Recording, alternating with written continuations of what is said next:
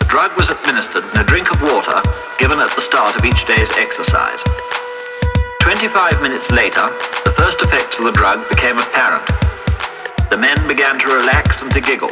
The men began to relax and to giggle. The men began to relax and to giggle. The men began to relax and to giggle. Giggle. But this man was more seriously affected and had to be removed from the exercise.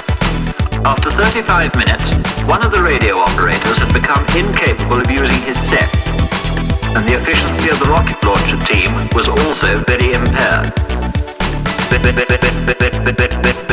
impaired. Very impaired.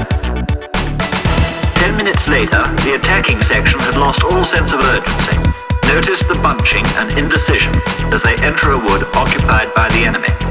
Almost immediately, the section commander tried to use a map to find the location of troop headquarters, and the prisoner's escort had to have the way pointed out to him, although it was in plain sight, 700 yards away over open country. The men began to relax and to giggle. The men began to relax and to giggle. Giggle.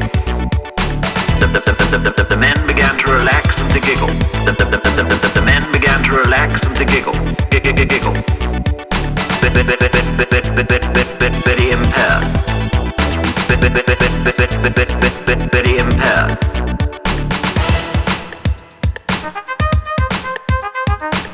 Minutes after taking the drug, radio communication had become difficult, if not impossible, but the men are still capable of sustained physical effort.